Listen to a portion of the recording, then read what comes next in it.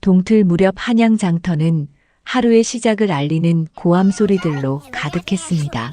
집신 장수의 우렁찬 목소리가 새벽 공기를 가르고 두부 장수의 하얀 연기가 아직 차가운 바람에 모락모락 피어올랐지요.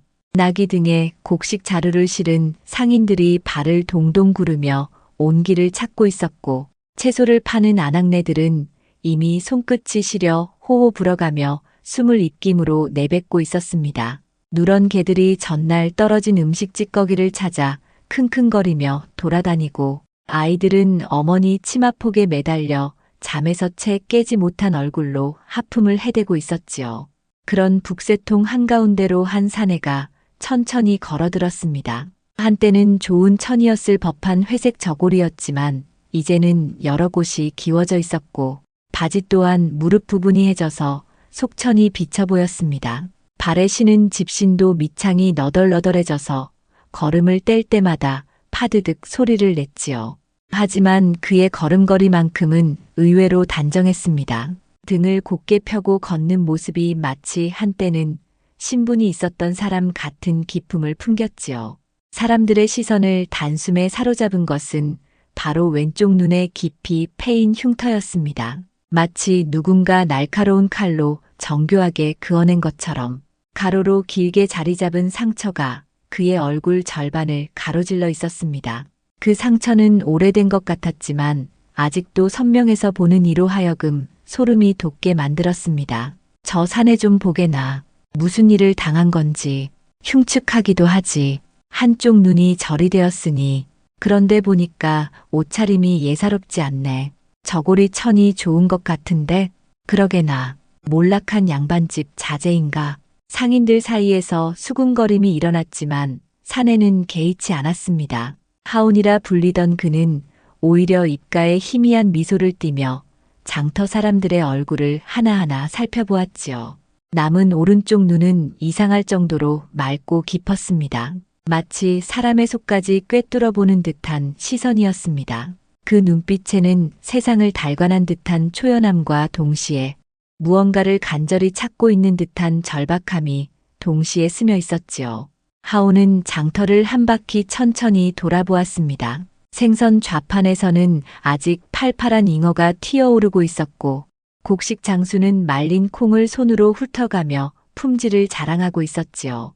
바느질감 파는 아낙네는 색색의 명주실을 햇볕에 반짝이게 펼쳐놓고, 녹그릇 장수는 요란한 소리를 내며 그릇들을 두드려 소리를 내고 있었습니다.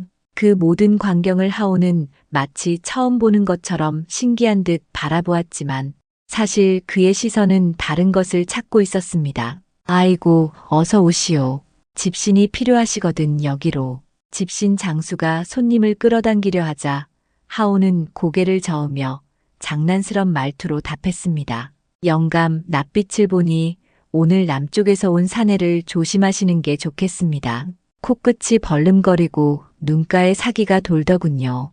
뭔 소리요? 남쪽에서 온 사내라니. 집신 장수는 황당하다는 듯 고개를 저었지만 바로 그때였습니다. 장터 한편에서 도둑이야, 소매치기야 하는 외침이 터져 나왔지요. 사람들이 우르르 몰려가 보니 정말로 남쪽 사투리를 쓰는 사내가 한 아낙네의 비단 주머니를 채가려다 붙잡힌 것이었습니다. 이게 어찌된 일이오? 집신 장수의 얼굴이 하얗게 질렸습니다. 방금 전까지 우스갯소리로 여겼던 말이 그대로 현실이 된 것입니다. 하온은 별일 아니라는 듯 어깨를 으쓱했지요. 관상이란 본래 그런 법이지요. 얼굴에 다 써 있는 것을 읽을 뿐입니다. 소동이 잦아들자 장터에는 요상한 자가 나타났다는 수군거림이 번지기 시작했습니다. 어떤 이는 귀신이 씌었다 하고 어떤 이는 신령한 능력을 타고났다 했습니다. 하온은 그런 시선들을 받으며 장터 구석 누런 지붕의 찻집으로 향했습니다. 주인 할멈이 내온 미지근한 차를 홀짝이며 하온은 지나다니는 사람들의 표정을 훑어보았습니다. 그 눈길은 차갑지 않았습니다.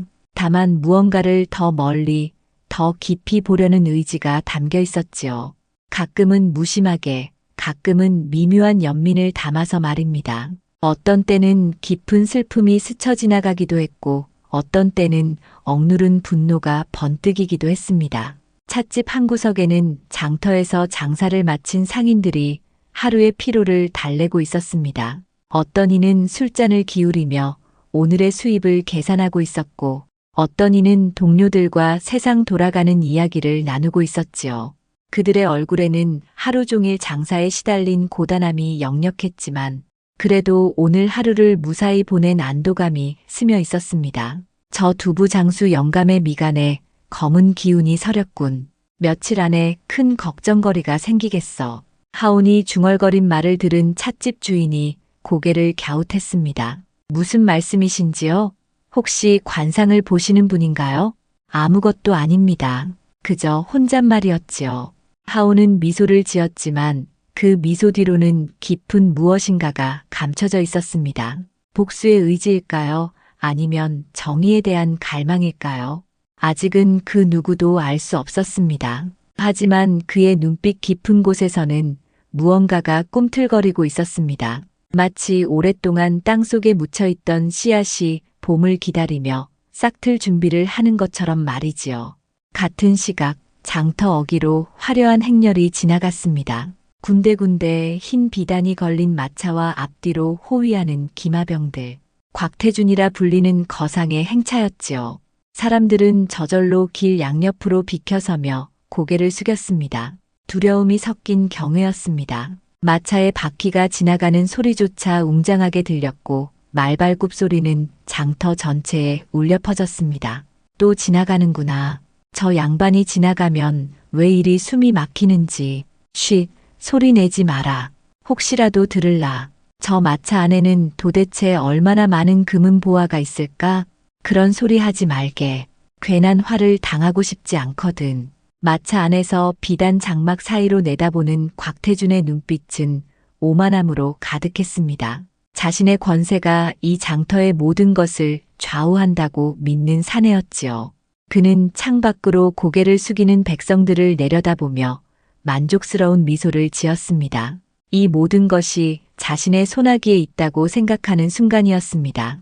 그는 아직 몰랐습니다. 자신이 그토록 확신했던 죽음이 바로 지금 이 순간 한치 떨어진 곳에서 자신을 노려보고 있다는 것을 말입니다. 한때 잿더미 속에서 사라졌다고 여겼던 그 원한이 이제 성인이 되어 다시 자신 앞에 나타났다는 것을 꿈에도 모르고 있었습니다. 하온의 오른쪽 눈이 마차를 향해 번뜩였습니다. 그 시선 속에는 10여 년을 품어온 분노와 아직 세상이 모르는 진실에 대한 확신이 서려 있었습니다. 하지만 그는 아직 움직이지 않았습니다. 때가 되면 모든 것이 드러날 것이었습니다. 그는 찻잔을 손에 든 채로 마차가 완전히 시야에서 사라질 때까지 그 자리에 앉아 있었습니다. 마차가 지나간 자리에는 다시 장터의 평범한 일상이 돌아왔습니다. 상인들은 다시 목청을 높여 물건을 팔기 시작했고 아이들은 엄마 손을 잡고 이곳저곳을 기웃거렸습니다. 하지만 하온만은 여전히 그 자리에 앉아 무언가를 깊이 생각하고 있었습니다. 마차가 시야에서 사라지자 하온은 다시 차를 들어 입가에 댔습니다. 그 모습은 평범한 몰락한 선비와 다르지 않아 보였지만 그 내면에는 거대한 폭풍이 소용돌이치고 있었습니다. 장터의 평범한 오후였지만 그 누구도 모르는 운명의 톱니바퀴가 조용히 돌기 시작한 순간이었습니다. 그리고 이 모든 일의 시작이 바로 이 한양 장터에서 일어나고 있었던 것입니다. 그날 밤 하온은 찻집을 나와 한적한 뒷골목을 따라 걸었습니다. 달빛도 구름에 가려진 캄캄한 밤이었지요. 그의 발걸음은 자연스럽게 성박 언덕으로 향했습니다. 그곳에는 이름 없는 무덤 몇 개가 쓸쓸히 자리하고 있었는데 그 중에서도 가장 작고 초라한 무덤 앞에서 하온은 걸음을 멈췄습니다. 무덤 앞에 무릎을 꿇고 앉은 하온의 마음속으로는 10여 년 전 그날 밤의 기억이 생생히 되살아났습니다. 마치 어제 일처럼 선명한 그 참혹했던 순간들이 말입니다. 붉은 불길이 하늘을 가르며 춤추던 그날 밤. 바람에 일렁이는 화염이 윤가의 기와집 추녀마루를 하차먹고 있었습니다. 대청마루의 굵은 기둥들이 타들어가며 내는 타닥타닥 소리와 함께 관군들의 무거운 발걸음이 마당의 박석을 짓밟고 있었지요. 투구를 쓴 군사들의 그림자가 불빛에 흔들리며 거대하게 벽에 어른거렸습니다. 윤대수를 잡아들이라. 영모를 꾀한 역적놈을 당장 끌어내라. 포도대장의 우렁찬 외침이 밤하늘을 찢었습니다. 하온의 아버지 윤대수는 관상명가의 가주로서 3대에 걸쳐 임금님께 충성을 다해온 충신이었습니다. 그런 아버지가 갑작스럽게 영모 누명을 쓰게 된 것은 바로 곽태준의 음모 때문이었지요. 곽태준은 자신의 불법적인 상행위를 은밀히 조사하던 윤대수를 제거하기 위해 치밀한 계획을 세웠습니다. 거짓 장부를 만들어 윤가에 몰래 심어두고 관아의 거액의 뇌물을 바쳐 무고한 영모 혐의를 씌운 것이었습니다. 어머니 정씨 부인의 절규가 마당에 울려 퍼졌습니다. 하얀 저고리가 재투성이가 된 채로 군사들에게 매달리는 어머니의 모습은 차마 눈뜨고 볼 수 없을 정도로 처절했지요. 20살이던 누나 윤현옥은 어머니와 함께 아버지에게 매달려 목 놓아 울어댔습니다. 이 집안은 대대로 임금님께 충성을 다해온 충신의 문중이옵니다. 어찌 영모라는 누명을 씌우실 수 있사옵니까? 윤대수는 결박된 채로도 당당히 외쳤습니다. 하지만 이미 매수된 관군들은 그의 말을 들으려 하지 않았지요. 오히려 더욱 거칠게 그를 끌어냈습니다. 흥, 충신이라고? 역적의 소굴에서 무슨 충신이 나온단 말이냐. 어서 끌고 가거라. 그날 밤 윤대수는 의금부 옥사로 끌려가 연일 혹독한 고문을 당했습니다. 손톱을 뽑히고 발바닥을 맞으며 거짓 자백을 강요당했지요. 하지만 그는 끝까지 자신의 결백을 주장했습니다. 나는 역적이 아니다. 나는 이 나라와 임금님께 단 한 번도 불충한 마음을 품은 적이 없다. 하지만 곽태준이 조작한 증거들과 매수한 증인들의 거짓 증언 앞에서 윤대수의 호소는 공허한 메아리가 될 뿐이었습니다. 결국 그는 옥중에서 고문의 후유증으로 피를 토하며 억울한 죽음을 맞이하고 말았습니다. 남은 집안은 역적의 가족이라는 낙인이 찍혀 하루아침에 처참하게 몰락했습니다. 집은 불에 타버렸고 전답과 재산은 모두 관에서 몰수해 갔지요. 하지만 더욱 참혹한 것은 그 다음이었습니다. 곽태준의 하수인들과 관군 중 일부 몹쓸 자들이 역적의 가족이라는 핑계로 어머니와 누나를 겁탈하려 들었던 것입니다. 정씨 부인은 필사적으로 딸을 지키려 했지만 무력한 여인들로서는 어찌할 도리가 없었지요. 제발, 제발 우리를 그냥 죽여주시옵소서. 어머니의 처절한 애원도 그들의 짐승 같은 욕망 앞에서는 아무 소용이 없었습니다. 연옥은 20살의 꽃다운 처녀였건만 그 순결한 몸과 마음에 씻을 수 없는 상처를 입어야 했지요. 연옥은 며칠을 그 치욕과 모욕을 견디다가 결국 스스로 목숨을 끊었습니다. 딸의 죽음을 목격한 어머니 정씨 부인 또한 그 충격과 수치심을 견디지 못하고 며칠 후 따라서 세상을 떠났습니다. 하온은 그때 멀리 심부름을 나가 있었습니다. 아버지의 벗이었던 청각노인에게 약초를 구하러 간 것이었는데 돌아와 보니 집은 잿더미가 되어 있었고 가족들은 이미 뿔뿔이 흩어진 후였습니다. 아버님, 어머님, 누나. 16살이던 하온은 잿더미가 된 집터에서 하염없이 울었습니다. 하늘이 무너지는 것 같은 절망감이었지요. 그토록 화목했던 가정이 하루아침에 사라져버린 것도 비통했지만 가족들이 당한 치욕과 고통을 생각하니 분노가 치밀어 올랐습니다. 특히 순결했던 어머니와 누나가 당한 참상을 떠올리면 온몸이 부들부들 떨렸지요. 며칠을 허송세월하며 방황하던 하온은 아버지와 어머니의 임시 무덤을 찾아갔습니다.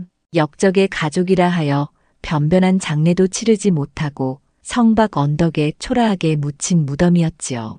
그날 밤 무덤 앞에서 하온은 처절한 맹세를 올렸습니다. 왼손에는 날카로운 비수를, 오른손에는 하얀 종이에 싼 향을 들고서 말입니다. 아버님, 어머님, 누나. 이 불효자가 가족을 지키지 못하여 이런 참변을 당하게 하였사옵니다. 하온의 목소리는 분노와 슬픔으로 떨렸습니다. 가족들이 당한 죽음과 치욕을 생각하니 가슴이 찢어지는 것 같았지요. 곽태준이라는 간악한 자가 우리 집안을 멸문시키고 어머님과 누나를 짐승만도 못한 자들의 손에 맡긴 원흉임을 이제 알았사옵니다. 이 원수를 갚지 못한다면 어찌 아버님과 어머님 앞에 면목이 있겠사옵니까? 그리고는 왼손에 든 비수를 번쩍 들어 자신의 왼쪽 눈을 향해 그어내렸습니다. 피가 흘러내렸지만 하온은 표정 하나 바꾸지 않았습니다. 이 눈으로는 다시는 세속의 욕심을 보지 않겠나이다. 남은 한 눈으로는 악인의 속내를 꿰뚫어보고 선한 이들의 앞날을 밝혀주겠나이다. 그리하여 반드시 아버님의 원수를 갚고 누명을 벗겨드리겠나이다. 그날 이후 하온은 세상에서 죽은 사람이 되었습니다. 이름을 바꾸고 신분을 숨긴 채 외눈에 떠돌이로 살아가기 시작한 것이지요. 10여 년의 세월 동안 관상수를 익히고 세상 물정을 배우며 복수할 날만을 기다려온 것이었습니다. 무덤 앞에서 그 옛날의 맹세를 되새기던 하온은 조용히 향을 피웠습니다. 연기가 피어오르며 달빛 사이로 사라져갔지요. 아버님, 이제 때가 되었사옵니다. 곽태준의 죄상을 낱낱이 밝혀내어 세상에 알릴 것이옵니다. 조금만 더 기다려 주시옵소서. 바람이 불어와 향 연기를 흩뜨렸습니다. 마치 돌아가신 부모님이 대답하는 것 같았지요. 하온은 깊이 절을 올리고 천천히 자리에서 일어났습니다. 그의 남은 오른쪽 눈에는 결연한 의지가 불타오르고 있었습니다. 이제 진짜 시작이었습니다. 10여 년을 준비해온 복수가 막 시작되려 하고 있었던 것입니다. 다음 날 아침 장터는 어제보다 더욱 분주했습니다. 하온의 관상이 적중했다는 소문이 퍼져 사람들의 호기심이 크게 일었던 것이지요. 외눈의 관상가를 구경하려는 이들이 하나둘 모여들기 시작했습니다. 하온은 여전히 어제와 같은 자리, 누런 지붕의 찻집 앞에 자리를 잡고 앉았습니다. 앞에는 작은 멍석을 깔고 그 위에 붓과 먹, 그리고 낡은 관상서 한 권을 올려놓았지요. 겉보기에는 평범한 떠돌이 관상쟁이와 다를 바 없었습니다. 어이, 어제 그 관상쟁이가 맞더니 정말로 남쪽 사내가 소매치기 짓을 했다지. 그러게 말이야. 어찌 그리 정확히 맞힐 수 있을까? 사람들의 수군거림이 들려왔지만 하온은 태연했습니다. 오히려 지나가는 사람들의 얼굴을 하나하나 유심히 살펴보며 무언가를 찾고 있는 듯 했지요. 바로 그때 장터 한편에서 큰 소동이 벌어졌습니다. 곽태준의 하수인들이 쌀 장수 할멈의 좌판 앞에서 큰 소리를 치고 있었던 것입니다. 어음만기가 지났는데 아직도 못 갚겠다고? 이 할멈이 우리 대감을 우롱하는 것이냐? 키가 크고 흉악하게 생긴 사내가 고함을 지르며 할멈의 쌀 가마를 발로 찼습니다. 하얀 쌀이 땅바닥에 흩어져도 그는 개의치 않았지요. 아이고 나리, 정말로 돈이 없사옵니다. 며칠만 더 기다려주시면. 쌀 장수 할멈은 무릎을 꿇고 애원했지만 하수인들은 들은 척도 하지 않았습니다. 오히려 더욱 거칠게 할멈의 물건들을 뒤져같이 있는 것들을 챙기기 시작했지요. 쌀썩 되까지 가져가시려는 것이옵니까? 그럼 저희는 어찌 살라는 말씀이신지요? 할멈의 며느리가 울먹이며 말했지만 하수인들은 비웃을 뿐이었습니다. 그건 우리가 알 바 아니지. 빚을 못 갚으면 이런 일을 당하는 거야. 장터 사람들은 분노했지만 감히 나서지는 못했습니다. 곽태준의 권세가 워낙 막강했고 자칫 잘못했다가는 자신들도 같은 꼴을 당할 수 있었기 때문이지요. 바로 그때 하온이 천천히 일어나 그들 앞으로 걸어갔습니다. 사람들이 숨을 죽이고 지켜보는 가운데 하온은 태연한 얼굴로 가장 앞에 선 하수인을 바라보았습니다. 잠깐만 기다리시오. 하온의 목소리는 조용했지만 묘한 힘이 있었습니다. 하수인들이 놀라 그를 돌아보았지요. 뭐야, 이거지는? 끼어들지 말고 저리 가. 하수인이 손사래를 치며 하온을 밀어내려 했지만 하온은 미동도 하지 않았습니다. 오히려 그 하수인의 얼굴을 찬찬히 살펴본 후 씩 웃었지요. 자네의 인중을 보니 짧고 삐뚤어져 있구려. 그리고 입꼬리만 한쪽으로 올라가니 말의 끝이 늘 거짓이라.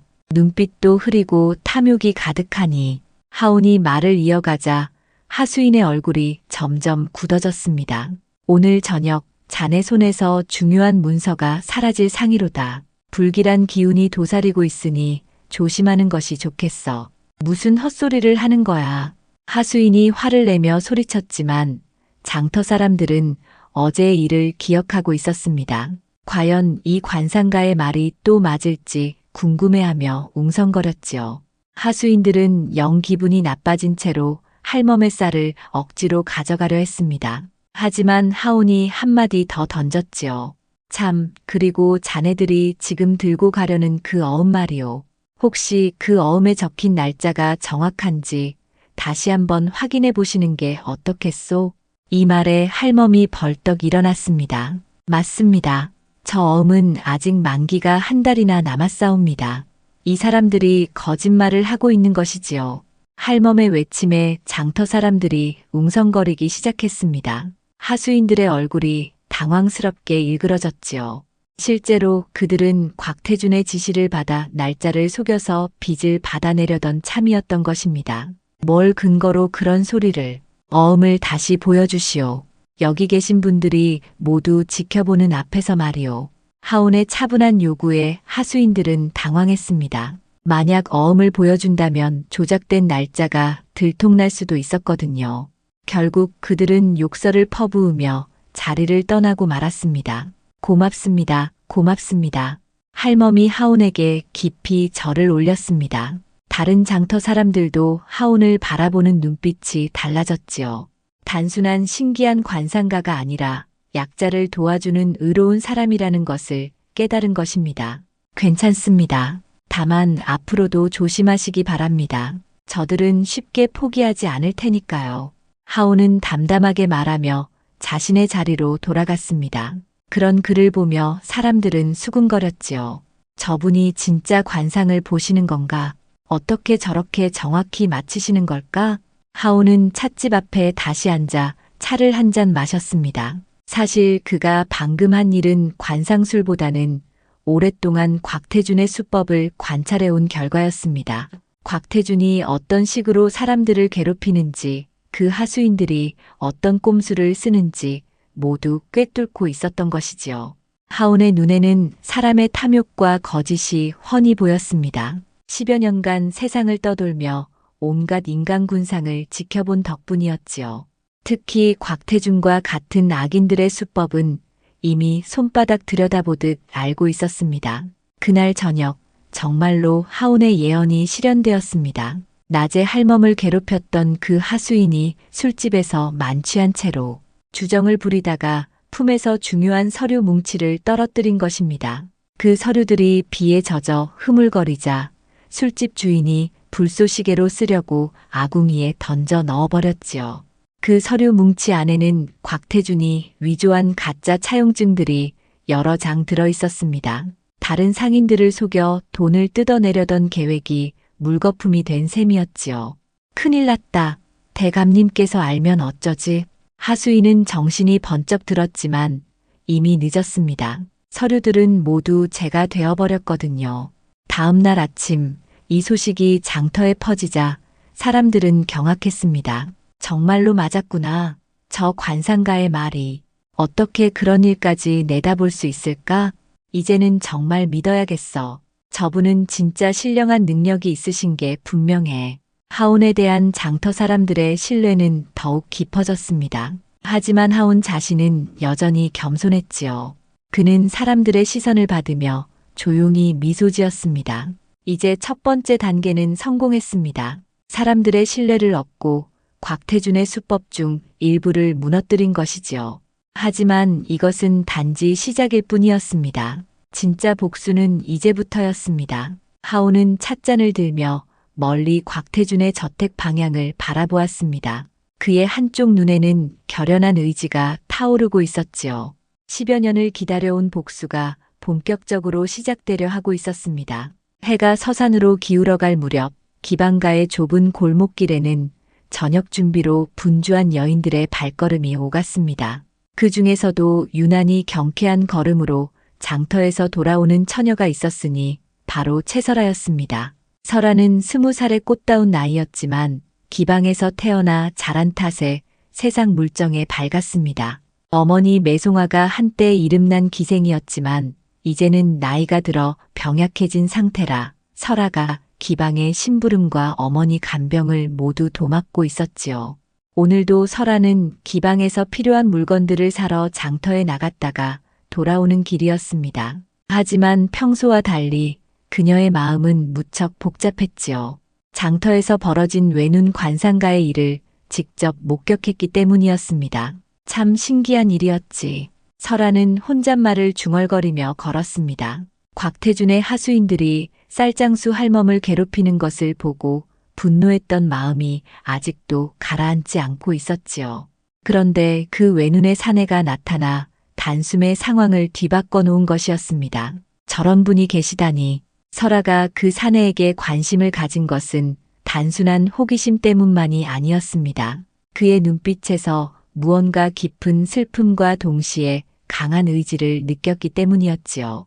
마치 큰 상처를 안고 있으면서도 그것을 딛고 일어서려는 사람의 눈빛이었습니다. 기방에 도착한 설아는 어머니가 누워있는 작은 방으로 향했습니다. 매송아는 창가에 기대어 앉아 저녁 햇살을 바라보고 있었지요.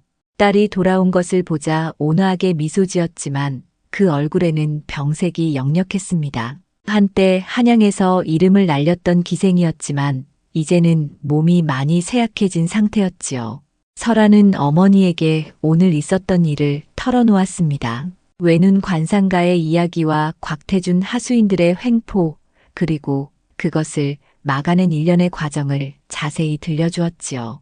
매송아는 딸의 이야기를 조용히 들으며 고개를 끄덕였습니다. 참 용감한 분이라며 감탄을 표했지만 그런 분에 대한 소문은 들어본 적이 없다고 했지요. 아마 최근에 이곳에 오신 분인 듯 하다는 것이 어머니의 생각이었습니다. 바로 그때 방문이 거칠게 열렸습니다. 들어온 사람은 남상휘였지요. 28살의 양반가 서울 출신인 그는 기방을 자주 드나들며 설아를 노골적으로 탐내고 있었습니다. 겉으로는 매송아에게 공손하게 인사했지만 그 눈빛은 탐욕으로 번뜩이고 있었지요. 곧장 설아를 바라보며 비열한 미소를 지으며 술을 따라달라고 했습니다. 설아는 인상을 찌푸렸지만 어쩔 수 없이 남상휘 앞에 앉아야 했습니다. 기방의 빚 때문에 함부로 손님을 거절할 수도 없는 처지였거든요. 남상휘는 설아가 술을 따르는 동안 노골적으로 그녀의 몸매를 훑어보았습니다. 그리고는 갑자기 설아의 손목을 붙잡으며 언제까지 이런 곳에서 살 셈이냐고 다그쳤지요. 자신이 첩으로 들여주겠다는 제안을 다시 꺼냈습니다.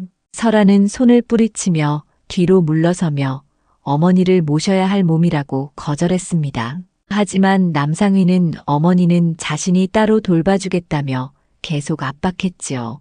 그러면서 너 같은 계집은 값이 딱 정해져 있다고 모독적인 말을 서슴지 않았습니다. 지금 제안을 거절하면 나중에는 더 비참한 꼴을 당하게 될 것이라는 노골적인 협박도 서슴지 않았지요. 남상휘의 말에는 노골적인 협박이 담겨 있었습니다. 설아는 분노가 치밀었지만 참아야 했지요.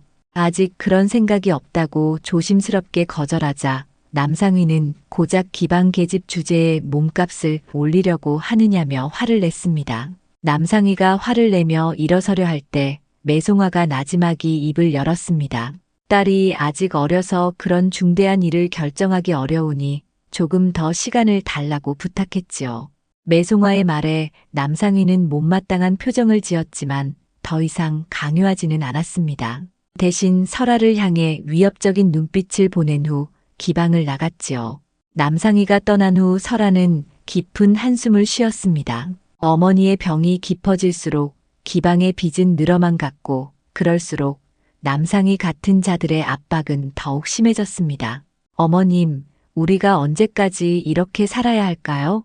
설아야, 힘든 일이 많지만 포기하면 안 된다. 반드시 길이 있을 것이다. 그날 밤 설아는 잠을 이루지 못했습니다. 남상휘의 위협과 어머니의 병, 그리고 날로 늘어가는 빛 때문에 앞이 캄캄했기 때문이지요. 하지만 그와 동시에 낮에 본 외눈 관상가의 모습이 자꾸 떠올랐습니다. 새벽이 되어서야 겨우 잠이 든 설아는 이상한 꿈을 꾸었습니다. 자신이 어둠 속에서 길을 잃고 헤매고 있는데 갑자기 한쪽 눈에서 나오는 따뜻한 빛이 길을 비춰주는 꿈이었지요. 다음 날 설아는 일찍 일어나 다시 장터로 향했습니다. 혹시 그 외눈 관상가를 다시 볼 수 있을까 하는 마음에서였지요. 과연 그는 어제와 같은 자리에 앉아 있었습니다. 설아는 멀리서 그를 지켜보았습니다. 그가 지나가는 사람들을 바라보는 눈빛에는 단순한 호기심이 아닌 깊은 연민이 담겨 있었지요. 마치 사람들의 아픔을 함께 나누려는 듯한 시선이었습니다. 한참을 망설이던 설아는 마침내 용기를 내어 그에게 다가갔습니다. 하오는 설아가 다가오는 것을 보고 고개를 들었지요. 설아가 관상을 봐달라고 조심스럽게 부탁하자 하오는 온화한 미소를 지으며 앉으라고 했습니다. 설아가 앞에 앉자 하오는 그녀의 얼굴을 자세히 살펴보았지요. 그리고는 아가씨는 효성이 지극하고 마음이 선하다고 말했습니다. 하지만 지금 큰 근심이 있어 보인다고도 덧붙였지요. 하온의 말에 설아는 깜짝 놀랐습니다. 정말로 자신의 속마음을 꿰뚫어 본 것 같았거든요. 설아가 자신에게 희망이 있는지 물어보자 하온은 희망은 스스로 만들어가는 것이라고 답했습니다. 다만 혼자서는 어려우니 믿을 만한 사람과 함께해야 할 때가 올 것이라고 덧붙였지요. 하온의 말에는 묘한 확신이 담겨 있었습니다. 설아는 그 말을 듣고 마음 한구석이 따뜻해지는 것을 느꼈지요. 설아가 감사 인사를 하며 자리에서 일어나려 할 때 하온이 조용히 말했습니다. 혹시 어려운 일이 생기면 주저하지 말고 도움을 청하라고 했지요. 세상에는 좋은 사람들이 아직 많이 남아있다면서 말입니다. 그 말을 들은 설아는 고개를 끄덕이며 기방으로 돌아갔습니다. 하지만 그녀의 마음속에는 처음으로 희망이라는 것이 싹트기 시작했지요. 그리고 그 희망은 바로 그 외눈의 사내와 연결되어 있었습니다. 하온이 장터에서 명성을 얻기 시작한 지 며칠이 지나자 그의 소문은 한양의 권력자들에게까지 전해졌습니다. 특히 곽태주는 자신의 하수인들이 연거푸 당하고 있는 상황을 예사롭지 않게 여기고 있었지요. 외눈의 관상가가 자신의 사업에 방해가 되고 있다는 보고를 받은 곽태주는 직접 그를 만나보기로 결심했습니다. 곽태준의 화려한 저택에서는 이른 아침부터 분주한 움직임이 있었습니다. 하인들이 곳곳을 청소하고 값비싼 도자기와 비단을 정리하며 손님 맞이 준비를 하고 있었지요. 곽태준은 자신의 권세와 부를 과시할 수 있는 모든 것들을 동원하여 하온을 회유하려는 계획을 세웠던 것입니다. 한편 장터에서는 하온이 여느 때처럼 자신의 자리에 앉아 사람들의 관상을 봐주고 있었습니다. 오늘도 그를 찾는 사람들의 행렬이 이어졌지요. 쌀장수 할멈은 어제 하온의 도움으로 위기를 넘긴 것에 대한 고마움으로 정성껏 지은 주먹밥을 가져왔고 다른 상인들도 작은 선물들을 건네며 감사의 마음을 표했습니다. 바로 그때 곽태준의 사람들이 나타났습니다. 비단 도포를 입은 청지기와 몇 명의 하인들이 하온 앞에 정중하게 절을 올렸지요. 청지기는 공손한 말투로 곽태준 대감께서 하온을 저택으로 초대하신다고 전했습니다. 대감께서 직접 관상을 의뢰하고 싶어 하신다는 것이었지요. 장터 사람들은 숨을 죽이고 이 상황을 지켜보았습니다. 곽태준이 직접 나서서 하온을 부른다는 것은 보통 일이 아니었거든요. 어떤 이는 걱정스러운 눈빛으로, 어떤 이는 호기심 어린 시선으로 하온의 반응을 기다렸습니다. 하온은 잠시 생각에 잠기는 듯 했습니다. 이것이 분명히 함정임을 알고 있었지만 동시에 곽태준에게 더 가까이 다가갈 수 있는 기회이기도 했지요. 10여 년을 기다려온 복수를 위해서는 이런 위험도 감수해야 했습니다. 대감의 부름이니 마다할 수 없지요. 하온이 담담하게 대답하자 청지기는 안도의 표정을 지었습니다. 곽태준의 저택은 한양에서도 손꼽히는 규모였습니다. 높은 담장과 웅장한 대문, 그리고 정교하게 꾸며진 정원이 그의 막대한 부를 과시하고 있었지요. 이 모든 재물이 얼마나 많은 사람들의 피와 땀으로 만들어진 것인지 너무나 잘 알고 있었기 때문입니다. 곽태준은 자신의 서재에서 하온을 기다리고 있었습니다. 사방 벽면을 가득 채운 서책들과 값비싼 골동품들, 그리고 황금으로 장식된 문방구들이 그의 교양과 부를 과시하고 있었지요. 곽태준은 하온이 들어오자 온화한 미소로 맞았습니다. 소문난 관상가가 바로 그대로군. 직접 보니 더욱 신기하구나. 곽태준의 말에는 표면적으로는 호의가 담겨 있었지만 하온은 그 속에 숨겨진 계산을 읽을 수 있었습니다. 곽태준은 하온을 자신의 편으로 만들거나 그렇지 못하면 제거할 계획을 세우고 있었던 것이지요. 대감께서 부르시니 왔을 뿐입니다. 하온의 대답은 간결했습니다. 곽태준은 하온의 태도에서 범상치 않은 기운을 느꼈지만 여전히 자신만만했지요. 그는 하온에게 값비싼 술과 안주를 대접하며 회유를 시작했습니다.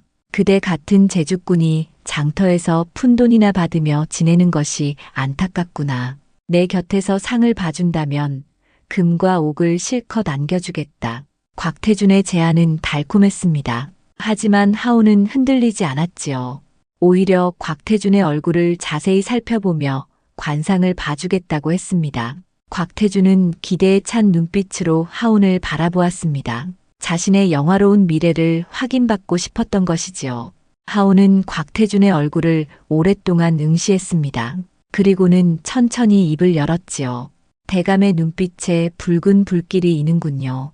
곽태준은 처음에는 그것이 권세와 열정을 의미하는 좋은 징조라고 생각했습니다. 하지만 하온의 다음 말은 그의 기대를 산산이 부쉈지요. 곧 재물의 창고에 검은 물이 차오르겠습니다. 대감께서 쌓아 올린 것들이 모래성처럼 무너지는 흉조가 보입니다. 곽태준의 얼굴이 순식간에 굳어졌습니다. 자신의 영광을 확인받으려 했는데 오히려 몰락을 예언받은 셈이었거든요. 하지만 하온은 여기서 멈추지 않았습니다. 특히 대감께서 과거에 저지른 일들이 하나씩 드러나면서 큰 화를 부를 것 같습니다. 억울하게 죽은 이들의 원혼이 대감 주위를 맴돌고 있군요. 이 말에 곽태준은 완전히 동요했습니다.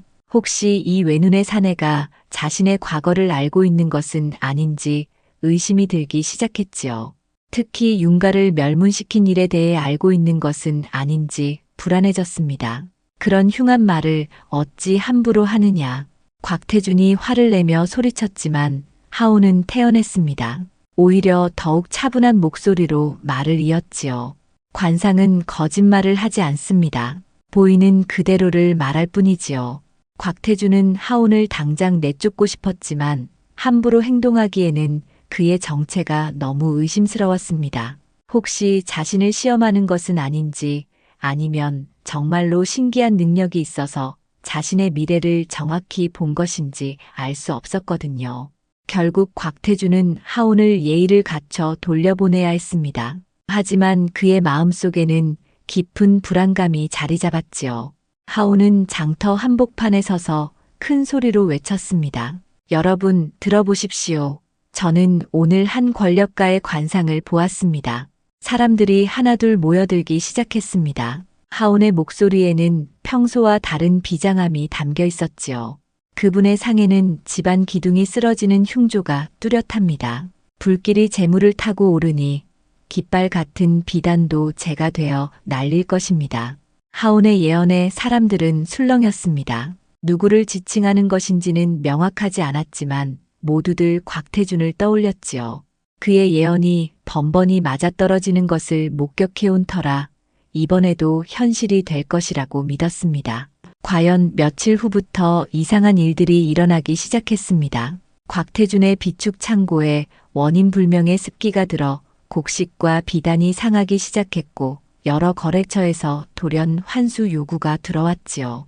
마치 하온의 예언대로 일이 진행되는 것 같았습니다.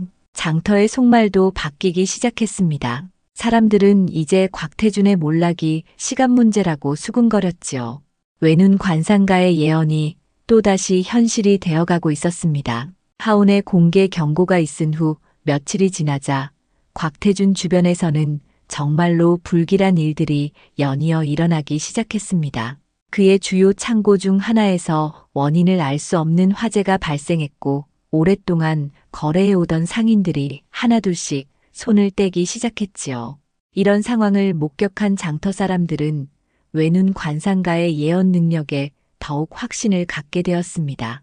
설아 또한 이런 변화를 예민하게 감지하고 있었습니다. 기방에는 온갖 소문이 빠르게 전해졌고 특히 권력자들의 동향에 대한 정보는 더욱 신속했지요. 곽태준이 최근 들어 매우 불안해하고 있다는 소식과 함께 그가 외눈 관상가를 조사하라고 하수인들에게 지시했다는 이야기도 들려왔습니다. 그날 오후 설아는 기방에서 필요한 비단과 향료를 구하러 한양의 큰 상점가로 향했습니다. 평소보다 일찍 심부름을 마친 설아는 귀갓길에 우연히 곽태준의 하수인들이 모여있는 주막을 지나게 되었지요. 호기심에 이끌려 그들의 대화를 엿들어 보니 매우 중요한 내용이었습니다. 하수인들은 술에 취한 채로 자신들의 걱정을 토로하고 있었습니다. 대감이 요즘 들어 과거 일들을 없애버리라고 지시했다는 것과 특히 어떤 중요한 서류들을 안전한 곳에 숨겨야 한다고 했다는 이야기였지요. 그들 중 한 명은 기방에 맡겨둔 봉안 꾸러미가 있다고 중얼거렸는데 그것이 바로 설아가 일하는 기방이었습니다. 설아는 가슴이 두근거리는 것을 느꼈습니다. 혹시 그 꾸러미 안에 곽태준의 비리와 관련된 중요한 증거가 들어있는 것은 아닐까 하는 생각이 들었거든요. 만약 그것이 사실이라면 외눈 관상가에게 큰 도움이 될 수 있을 것 같았습니다. 기방으로 돌아온 설아는 조심스럽게 주변을 살펴보았습니다. 어머니 매송아는 여전히 병석에 누워 있었고 다른 기생들은 저녁 손님 맞이 준비에 바빴지요. 설아는 기방의 창고를 뒤져 곽태준이 보관을 맡겼다던 꾸러미를 찾기 시작했습니다. 한참을 찾은 끝에 설아는 마침내 비단으로 곱게 쌓인 봉안 꾸러미를 발견했습니다. 크기로 보아 서류들이 들어있는 것 같았지요. 설아는 조심스럽게 그 꾸러미를 살펴보았습니다. 도장이 찍힌 봉인을 뜯을 수는 없었지만 겉에 적힌 글씨들을 자세히 보고 기억해 둘 수는 있었습니다. 꾸러미 겉면에는 여러 날짜와 이름들이 적혀 있었습니다. 설아는 그 내용을 모두 기억해 두었다가 종이에 옮겨 적었지요. 날짜들은 최근 몇 년간의 것들이었고 이름들은 대부분 한양의 유명한 상인들이나 관리들의 것이었습니다. 무엇보다 눈에 띄는 것은 윤대수라는 이름이었습니다. 설아는 그 이름을 어디선가 들어본 것 같았지만 정확히 기억나지 않았습니다. 하지만 분명히 중요한 단서가 될 것 같다는 직감이 들었지요. 설아는 자신이 적어둔 내용을 조심스럽게 품에 넣고 다시 꾸러미를 원래 자리에 돌려놓았습니다. 다음 날 아침 일찍 설아는 장터로 향했습니다. 하온을 만나 어제 발견한 정보를 전하기 위해서였지요. 하온은 여느 때처럼 찻집 앞에 자리를 잡고 앉아 있었습니다. 설아가 다가가자 하온은 그녀를 알아보고 고개를 끄덕였지요. 설아는 주변을 살핀 후 조심스럽게 하온에게 다가가 어제 있었던 일을 자세히 설명했습니다. 곽태준의 하수인들이 나눈 대화와 기방에서 발견한 봉안 꾸러미 그리고 그 겉면에 적힌 내용들까지 모두 털어놓았지요. 하온은 설아의 이야기를 들으며 점점 놀라는 표정을 지었습니다. 특히 윤대수라는 이름을 듣는 순간 그의 표정이 크게 변했지요. 그것은 바로 자신의 아버지 이름이었거든요. 정말로 그런 이름이 적혀 있었습니까? 하온의 목소리에는 억누른 흥분이 담겨 있었습니다. 예, 분명히 보았습니다. 다른 이름들과 함께 적혀 있었지요. 설아의 확신에 찬 대답에 하온은 깊은 생각에 잠겼습니다. 설아가 본 그 꾸러미 안에는 분명히 곽태준이 아버지를 모함할 때 사용했던 증거들이나 관련 서류들이 들어있을 것 같았습니다. 그것을 손에 넣을 수 있다면 복수에 결정적인 도움이 될 것이었지요. 설아는 하온이 깊은 고민에 빠진 것을 보고 조심스럽게 물었습니다. 혹시 그 이름이 중요한 의미가 있습니까? 하온은 잠시 망설이다가 설아에게 진실의 일부를 털어놓기로 했습니다.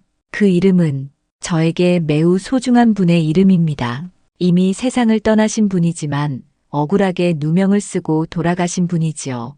설아는 하온의 말에서 깊은 슬픔과 분노를 느꼈습니다. 비록 자세한 사연은 모르지만 그가 단순한 관상가가 아니라는 것을 어렴풋이 깨달았지요.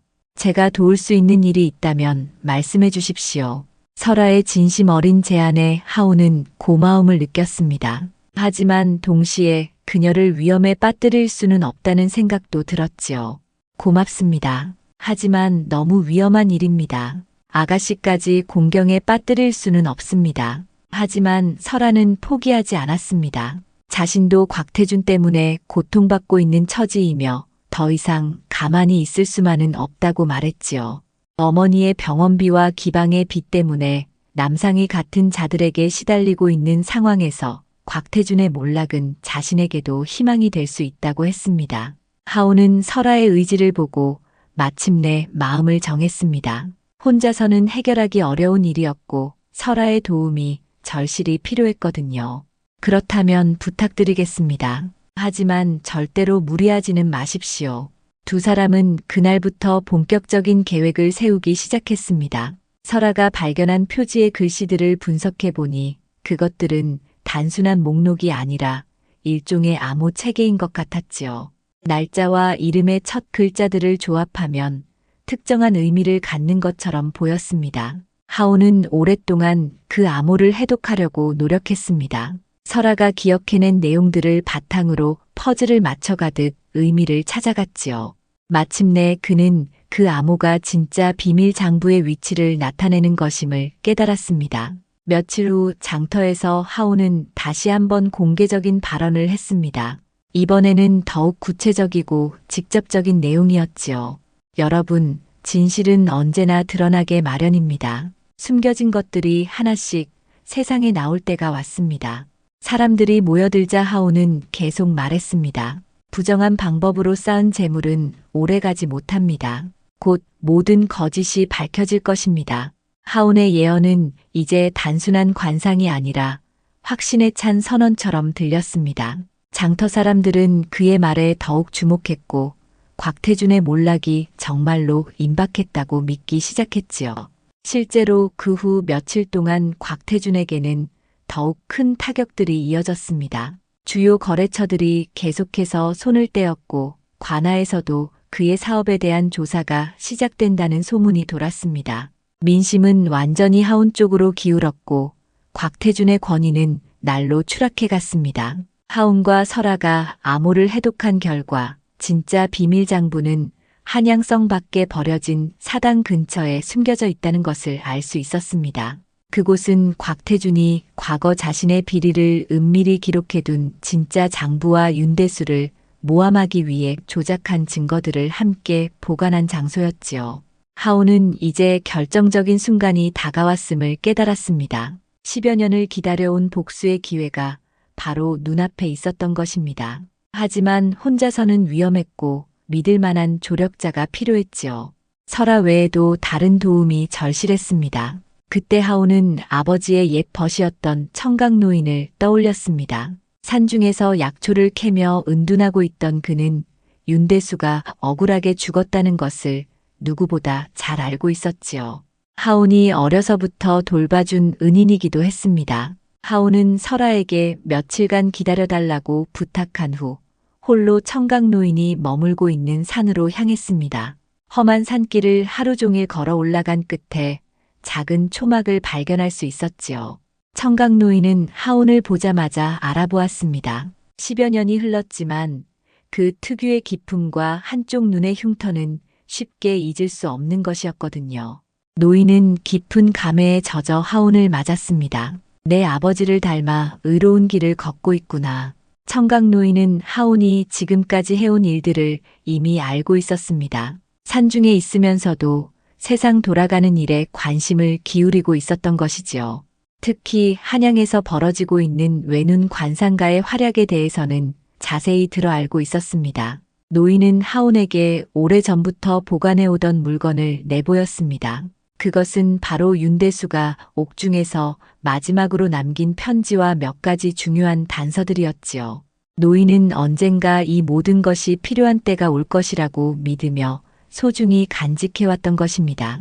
내 아버지는 마지막 순간까지 진실을 밝히려 애썼다.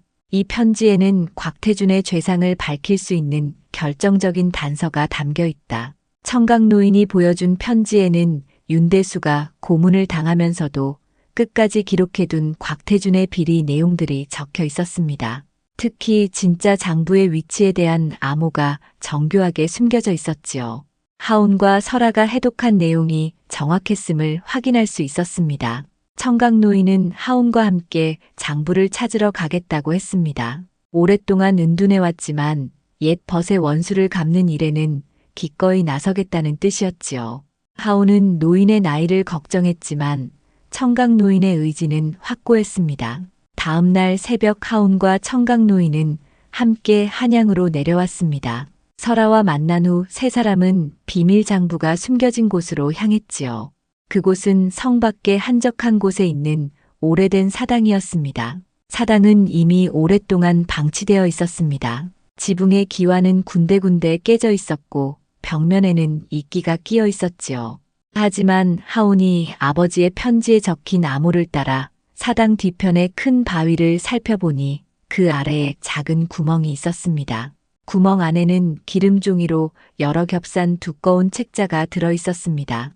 바로 곽태준이 자신의 모든 비리를 기록해둔 진짜 장부였지요.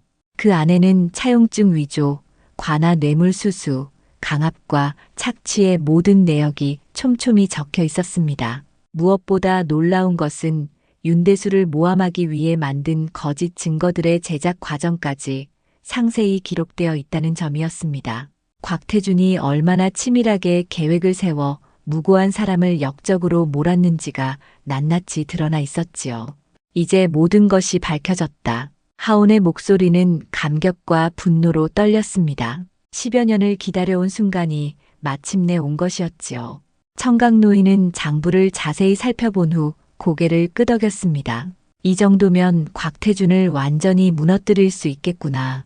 하지만 이것만으로는 부족하다. 민심을 완전히 돌리고 관아까지 움직이게 하려면 더 극적인 방법이 필요하다. 청각노인의 말에 하온은 이미 준비해둔 계획을 털어놓았습니다. 바로 자신의 정체를 공개하는 것이었지요. 죽은 줄 알았던 윤대수의 아들이 살아 돌아와 아버지의 원수를 갚는다는 극적인 반전은 모든 사람들을 충격에 빠뜨릴 것이었습니다. 다음 날 하온은 장터 한복판에서 모든 것을 공개했습니다. 여러분, 오늘 저는 여러분께 진실을 말씀드리려 합니다. 저는 단순한 관상가가 아닙니다. 저는 10여 년 전 억울하게 역적의 누명을 쓰고 옥사한 윤대수의 아들입니다. 이 말에 장터는 순식간에 술렁거렸습니다. 윤대수의 이름을 기억하는 사람들이 적지 않았거든요. 모두들 그 집안이 멸문되었다고 알고 있었는데 아들이 살아있었다는 것은 충격적인 소식이었습니다. 그날 밤 불길 속에서 죽은 줄 알았던 그 아이가 제가 바로 나입니다. 하온이 자신의 정체를 밝히자 사람들은 더욱 술렁거렸습니다. 특히 곽태준의 하수인들 중 일부가 이 소식을 듣고 급히 자리를 떠나는 모습이 보였지요. 하온은 손에 든 장부를 높이 들어 보였습니다. 이것은 곽태준이 저희 아버지를 모함하기 위해 저지른 모든 죄악이 기록된 진짜 장부입니다. 차용증 위조부터 관리 매수까지 그의 모든 비리가 여기에 담겨 있습니다. 장터 사람들은 경악했습니다. 그들이 그토록 두려워했던 곽태준의 권세가 모두 부정한 방법으로 쌓아 올린 것이었다는 사실을 알게 된 것이지요. 바로 그때 곽태준이 직접 나타났습니다. 급보를 받고 서둘러 달려온 것이었지요. 그는 하온을 보자마자 얼굴이 하얗게 질렸습니다. 니놈이 정말로 그때 그 아이란 말이냐? 곽태준의 목소리는 공포로 떨렸습니다. 자신이 확실히 처리했다고 믿었던 과거가 되살아나 자신을 위협하고 있었거든요. 맞습니다. 당신이 죽인 줄 알았던 윤대수의 아들이 바로 저입니다. 하온의 차분한 대답에 곽태준은 더욱 동요했습니다. 그리고 장터에 모인 수많은 사람들의 시선이 자신에게 쏠린 것을 느꼈지요.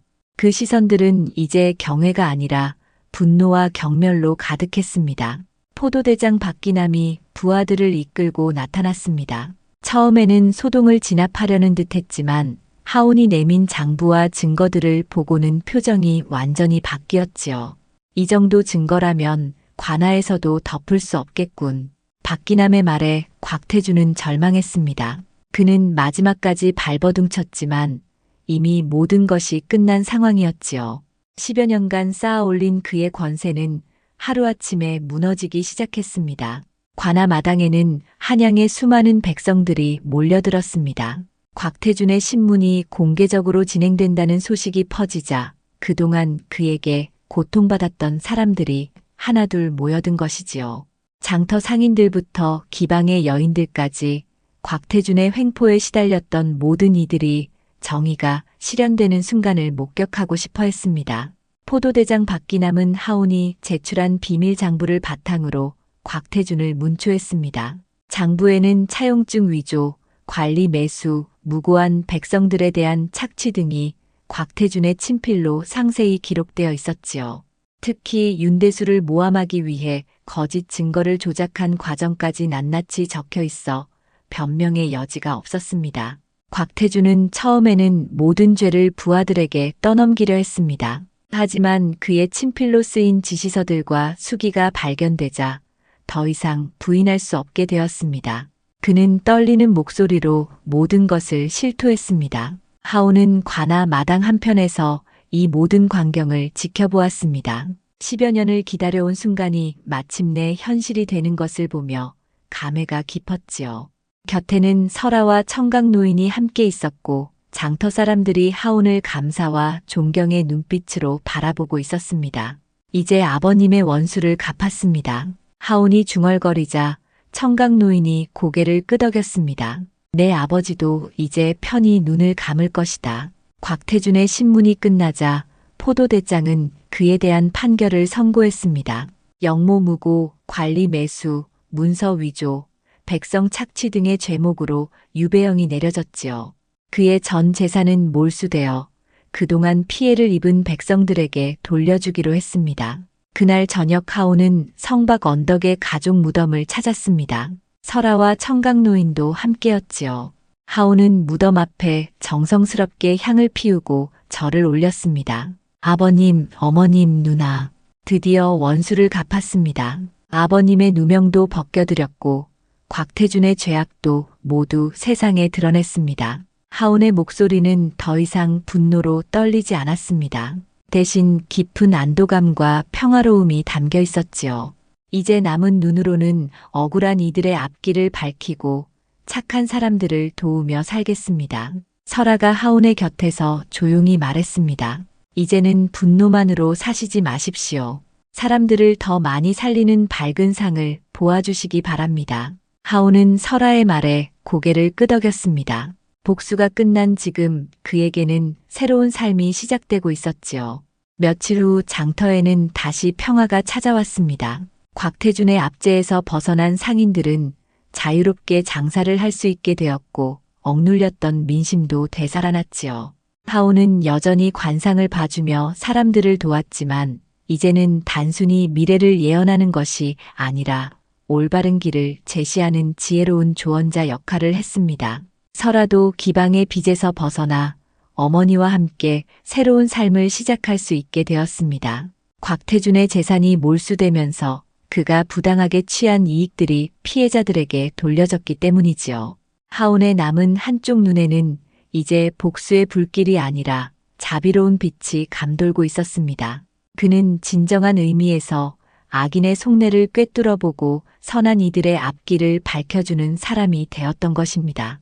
장터의 봄바람이 산들거리며 불어오는 가운데 하온과 설아는 나란히 서서 평화로운 일상을 바라보았습니다. 길고 어두웠던 복수의 시간은 끝났고 이제 희망찬 미래가 그들 앞에 펼쳐져 있었습니다.